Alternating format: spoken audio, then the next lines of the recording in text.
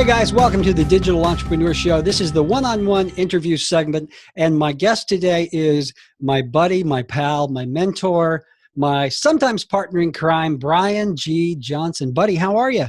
Hey, it's good to be here. Thanks for having me, Tim. Looks like Thanks the for having audio is you. I better. have to do full disclosure here right up front. Brian is a friend of mine, but he's also a mentor. He's the guy that has kind of given me some insight into YouTube. And as a digital entrepreneur, I always think that's a very important thing to do. And that's why I wanted to have Brian on the show today. In fact, Brian has written not just a book, but the book on how to create and build a YouTube channel from scratch. Brian, before we get started, give the handful of people out there who don't know who you are a little background. A little background. I've been an online entrepreneur for many years. I can remember back as a child, like dreaming about having this exciting life, you know, like I was in school and then I heard like you could be a doctor or an attorney. I thought that sounds boring. And then I heard about like working for yourself, because entrepreneur, when you're a young lad, you know, it's not part of your vocabulary.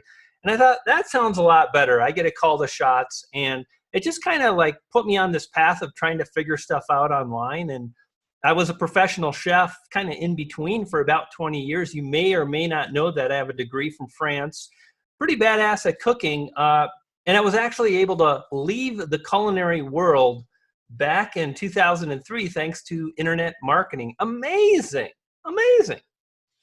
Isn't it weird? I mean, the way you start off in life, and I tell this to my daughter. You know, my youngest daughter is 21 now. She's just now, you know, venturing out. She's getting her degree in accounting, and I'm trying to instill in her, you know, it's good to plan for the future, but you never know where you're going to end up. You know, how do you go from being a French trained chef to being an internet marketer? It's just weird. You just never know where you're going to end up. I want to talk about the book, and then we're going to dive into other stuff. Tube Ritual, Volume 1. Give us a little background, a little bit of info on the book. What's the book about? So the book is really about all the stuff that goes into really doing well on YouTube. And one of the things that I really discovered, Tim, when I got started seriously on YouTube, because full disclosure, I just feel like I need to be honest. You know, I've been on YouTube for a long time. I've got a lot of kind of miserable failed attempts at creating a channel. But over the years, I'd say really over the last 5 or 6 years, the thing I've done is choose a platform or a thing and really focus on it. And I decided I would focus on YouTube. I would task myself with growing a channel to 10,000 subscribers in a year. I made it public. That's a lot of growth in a year, especially in a small niche. I'm not a gamer. I don't like drive hundreds of thousands of views because of my wicked first-person shooter skills. It's really, you know, boring stuff about algorithms and how to film and how to structure videos. But what I discovered is it's really not just creating videos and uploading them to YouTube. It's understanding the small intricacies. And that's what this book is really about. It's about how can you take a video and ultimately drive a lot more views, because you know what buttons to push, you know what's important to the algorithm. And it's such a journey. And I think a lot of marketers, we start with thinking that YouTube is where I house my videos. I got a website here. I got this thing called YouTube. I can upload them, and then I can get my videos to Facebook or my own website. But to really build a channel, which is so powerful, you've got to learn how. You've got to learn about the platform, what the platform rewards, and that's what this thing here, that's what we talk about. It really is kind of a shift in mindset, because I'm like you. I've been on YouTube, since 2005. And when I first got on, it was really just to have a place to store my videos so other people could go see my audition videos and that sort of thing. And it wasn't really until you and I started talking a while back about how that mind shift happened, where I went, hey, it's not just a storage platform. It is a platform from which you can do a lot of other things, right? Yeah, absolutely. I mean, it really, you know, the thing I love about YouTube is that when you make that that decision that you are going to grow a channel, when that starts to happen, the longevity, the power, and the leverage that you can gain from YouTube is unparalleled. There are really no platforms that can drive traffic to your website, to an offer, to a cause that you're passionate about, like YouTube. Example, in the book, I talk about a keyword, targeted keyword that I went after, Apple branding. Hmm. And if you look at the video results, there is a video in the top 10 of YouTube for Apple branding that has been there for over 10 years. Wow. Yeah. Now, at the same time, like, my video is ranking #1. So I was able to get to the #1 position in probably about 6 months, maybe. In the beginning, I was driving 10, 20 views a day. And then around the 4-month point, some things started happening. YouTube saw that, a lot of the people were visiting my channel. They dug it. They dug the video. And I went from 10, 20 views a day to 200. And that is really the possibility and the potential that no other platform. Snapchat, it's like they're gone in a second. Instagram, they're gone in a second. You post a Facebook, and it's like it's over and done with in literally a matter of minutes. You can count how long you may drive some interest in minutes, whereas YouTube, we're talking years. It kind of comes down to being proactive, doesn't it? I mean, I know you hear this, and in the group that we're in on Facebook, there seems to be this thinking that you can just kind of throw up a video, and I use the term throw up figuratively here, that you could just throw up a video and traffic will come and views will come, but that's really not the case. You have to be proactive. It's kind of like the old SEO days when we would drive traffic to search engines. Kind of the same thing, right? It's the same thing, but yet it's not. And what's sad is so many people, I think when they start off, they have that idea, and it's true. A lot of the core mechanics are the same, but it's funny, when I wrote this book, so this is 2 years old now. I wrote about the trust matrix. And the whole idea with the trust matrix is that there has been a shift with every single major platform on the web. And the shift is that early days for Google, Yahoo, when it was actually a search engine, Facebook, the algorithms really relied on a set of mathematical equations to determine what content would rise. So you kind of figured out what the robots wanted, and you gave it to them. And the trust matrix is the idea that there will always be a mathematical equation. But what's interesting about YouTube, about Google, about Facebook, it's the same across the board, is the algorithm is being fed data based on users. So when users love something on Facebook, that impacts the Facebook algorithm, and it rises. When viewers on YouTube love a video, they watch the video longer, the algorithm sees that, and that's really the juice. It saddens me, and this is a tip right off the bat. I see a lot of people, and they come, and it's kind of the same thing. I'm doing my tags, I've got a great title, my thumbnails are pretty good. I don't understand why this other video, they don't have any tags, and yet they're driving views. And the reason why is that it's the viewers. If there are 100 viewers in a week, well, then those viewers are going to determine the success or lack thereof of the video. If those viewers bailed in the first 10 seconds, that's a clear signal to YouTube that nobody kind of digs this video. Let's shelve it, and that's it. So really, the way I like to think about it is the SEO stuff that's been around is kind of telling YouTube where we want to go, what we want to rank for. In your audience retention, the ability to create an engaging video is ultimately the fuel that will help you get there. So a big thing that we talk about a lot in this book, what is this thing over here, Tim? Can we just see, this is what happens when you do video. I'm like, oh, for God's sakes, my face is shadowed. Everything is going to go wrong. The viewers are going to hate it. But what I talk about a lot in this is like how to structure an engaging video. How the heck do you measure that? Well, you measure it in YouTube analytics. It's audience retention. These are the things that this book is all about. Yeah, before we leave the topic of the algorithm, because we hear that word so much now, there's so many videos on YouTube from these so-called experts talking about the algorithm. For people who are not technical, can you just really quickly tell them what you mean by the algorithm? Yeah, yeah, I can. It's no more than a mathematical equation that basically is going to identify what videos people like. I mean, at the end of the day, just know this. You want to make videos that people watch longer. Hmm. You do that, you're going to win. If you've got a 5-minute video and folks watch it for 4 minutes, that's a good engaging video.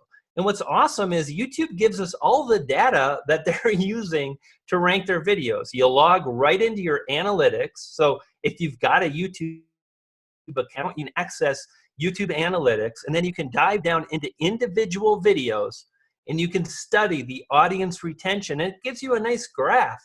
And there's 2 tabs, which is interesting. It's one piece of data, and they look at it in so many different ways. One of the tabs is called relative audience retention. And the idea is that here's your video, it's 5 minutes long, and this is how engaging it is relative to other videos on YouTube that are the same amount of time. So by simply just thinking to yourself, my goal is to publish videos and to focus on the engaging elements, which you can leverage editing to create engagement. You can create fun backdrops to create engagement. You can learn to speak to the camera with confidence. You can maybe script out your video. There's a lot you can do that leads to an engaging video. I know a lot of people, they film, they upload, and that's a great way to start. But at the Right. same time, when you edit, you have the time, you have the opportunity to really polish. In fact, Tim, you've always been a big proponent. You've said, I'm not big on editing, but Mhm. now with your new shows, I guess you're breaking down in your editing. Well, I have to edit those with me. Yeah, you make a great point because I mean I've read the book. I know what's in here. I think a lot of it is it's really formulaic, meaning that there is a process.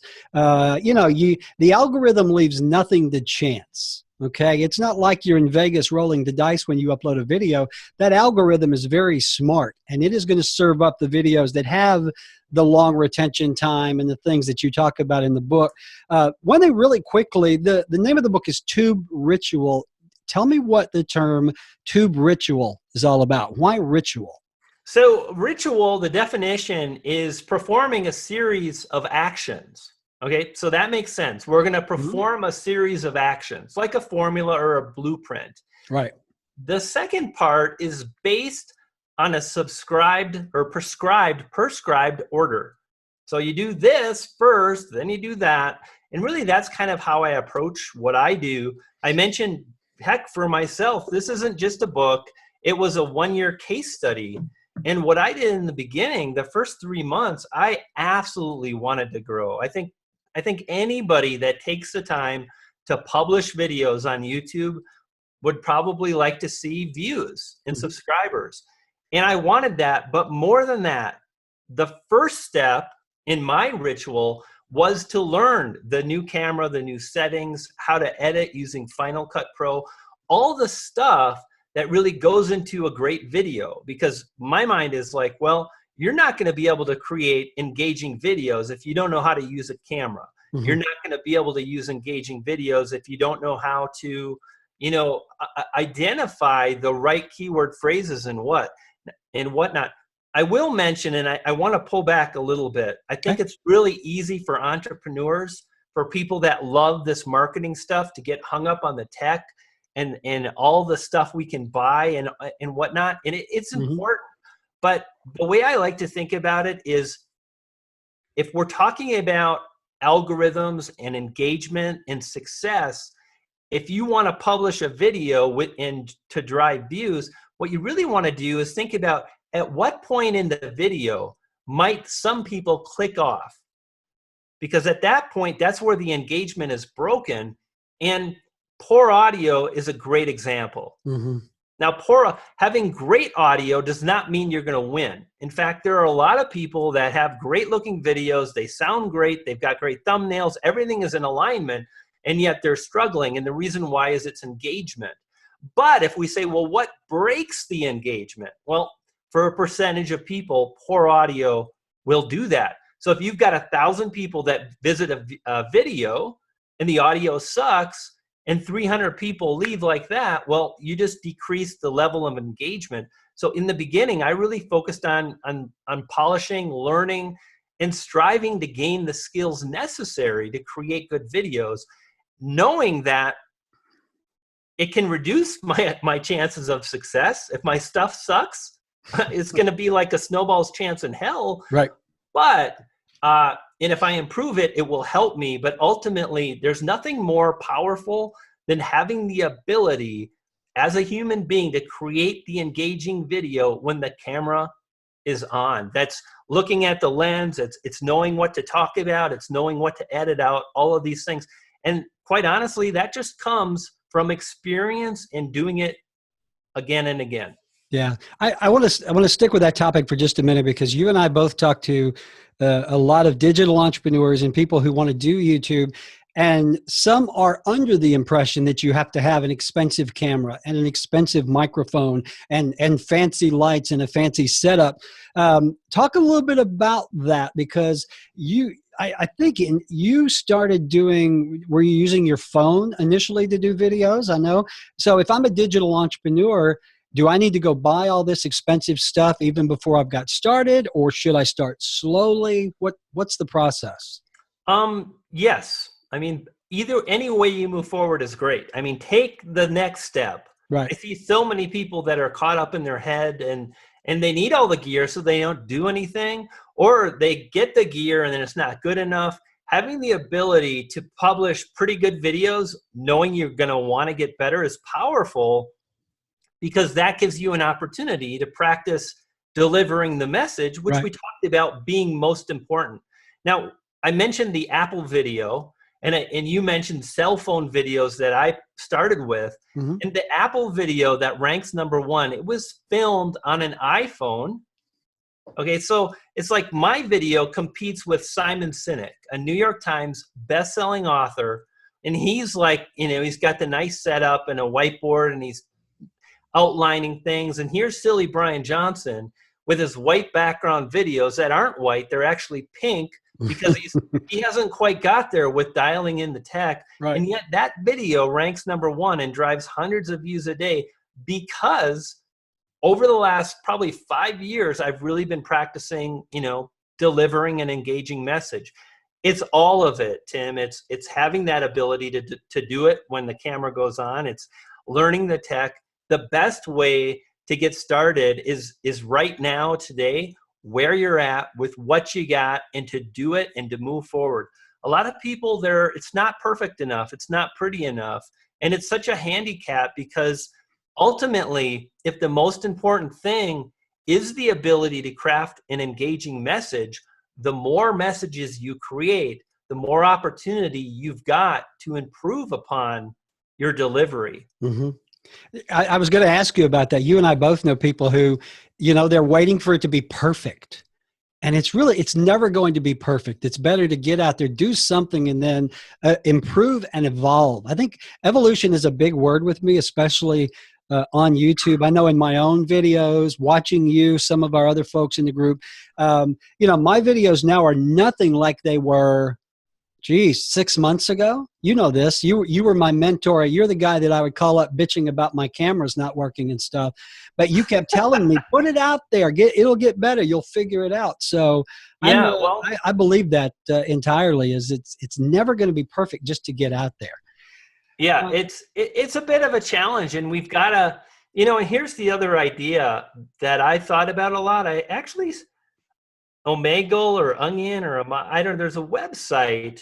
Who knows? It's like all these websites. It's too much for my brain. Like I'm older now. But there was this really cool video, and the idea was simple: is that we get excited about things as humans. We have ideas in our head, and we have this ability to kind of fantasize and see like the crowd is cheering. There's like a roar from the crowd, and like our videos are perfect. Steven Spielberg panning shots, beautiful.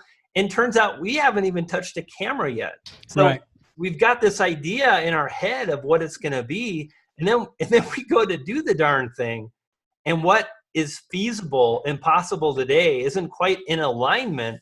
And, I think it's really a question of being honest with who you are and just saying, hey, this is who I am. And hopefully you're okay with it. And what's interesting for me is, a lot of people have used the word naive. And I definitely think when I started out, I was very, very naive, and I just put out so much stuff online. And I was just like, whatever. It's a YouTube video. Yeah. I mean, sometimes I think maybe we need to stop taking ourselves so seriously. Yeah. Tim, let's just say for a moment that you and I, we're good pals, and it turns out our day job is we're brain surgeons. And someone's on the table and we're just palling around, high five. There's a dude on the table. Okay, now maybe we should focus a little bit. Yeah. But that's not the case. Nobody's going to die on the table today. This is YouTube, and we're making videos. And I think having that naivety when I started actually helped me along, because by the time I figured out that stuff was really horrible, I was already done with it. And I had gotten over that. And I think it's such a big step for people just to have the what's the word? To get the courage to step out and do it. Yeah. Well, Let's I know something else. We're done with that now. We talked a little bit about evolution and personality. Let's cover that really quickly. Then we're going to dive into the book, because, you're right. If I go back and look at some of your videos from the dark ages, from the old days, you're very, very calm, very, you're sitting at your kitchen table. And then some other videos you brought the personality out, especially when you started, the tube ritual. Talk a little bit about, I know your personality, but talk about how you brought your personality to the videos. Did you do that to get noticed? Did you do that to be different? What was your thinking? A big driver for me is well, there's three of them. Number one is help people just not, number one is the fun factor. Yeah. And that's where I kind of want to start from. It's really got to be fun and intriguing for me. I don't follow fads like everyone's talking about the latest thing, like Snapchat or Insta thingy. YouTube is the old dog, but it just interested me. And so that's going to be driver number one. Number two is I have learned that I have an ability to create content that people deem helpful, tutorials, and I love getting that feedback. It feeds my soul. And the third part is to make money. So when I got started, I really did want to have fun.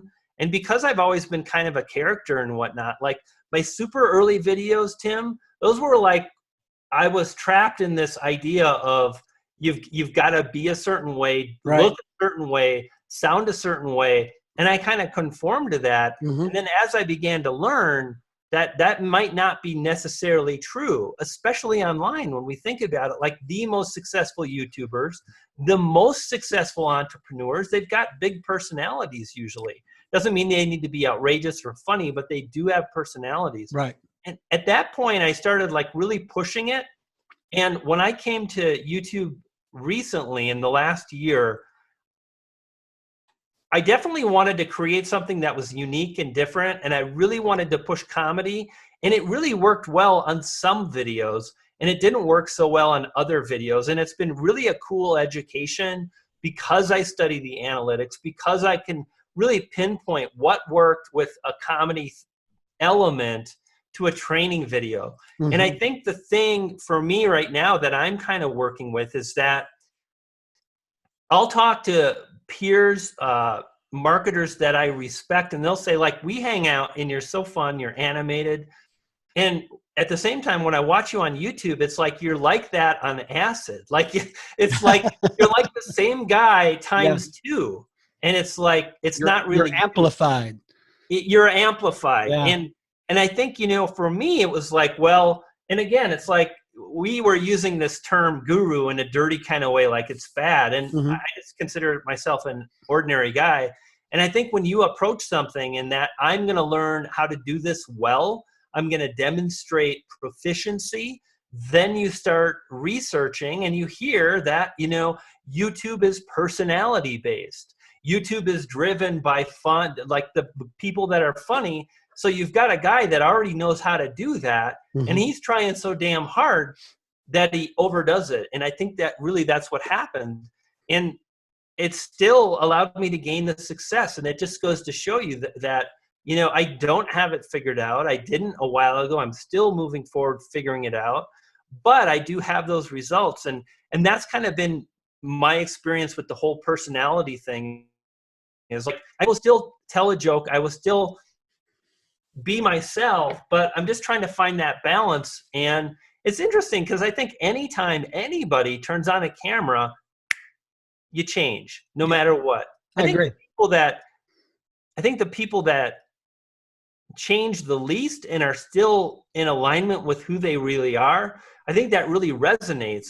And the huge, massive success happens when a creator, someone who's making videos, really is excited about creating a certain style of video based on a certain subject matter. And then the audience is exactly into that thing. And then it's like it's not forced, it's very natural, and you have tremendous growth.